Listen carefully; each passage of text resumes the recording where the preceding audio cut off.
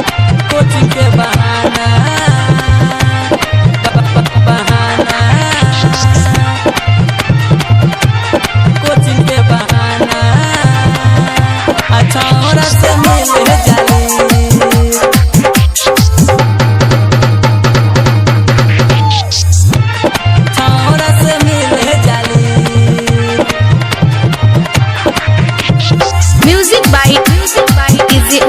आप सुन रहे हैं अमरजीत राज अमर को। बेगलट काटे मेकअप झाड़ के बेगलट काटे मेकअप झाड़ के पढ़े घर से निकल देली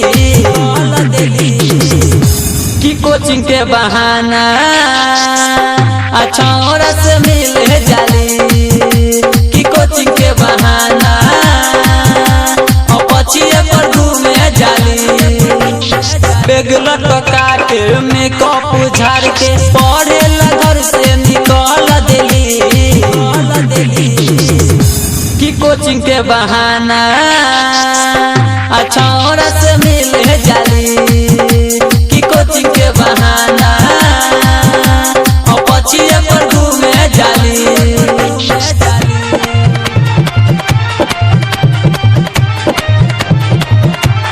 कोचिंग के बहाना बहाना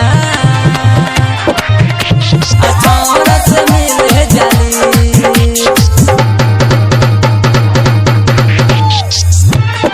मिल जाली music by DJ Umesh Sukhipur बाजार।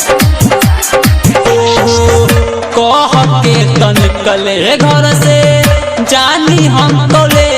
जाओ जानी हम तो ले जाओ रे छोरा के बुलावे ले करी के मैसेज जाओ करी के मैसेज जाओ कह के तन कले घर से जानी हम तो ले जाओ छोरा के बुलावे ले करी के मैसेज हो मुहबा में बांध न काबू हाली की कोचिंग के बहाना अच्छा और से मिल जाली की कोचिंग के बहाना पछिए पर घूमे जाली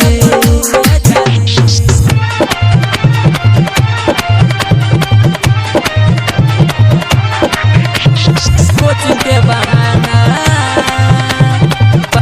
बहाना अच्छा और से मिल जाली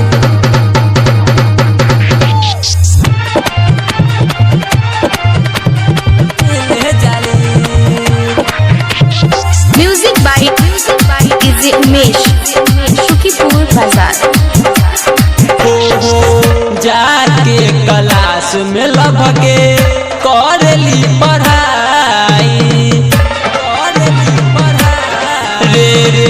खेला ऐसन खेले नैना सबसे लड़ाई जाके क्लास में लभके करली पढ़ाई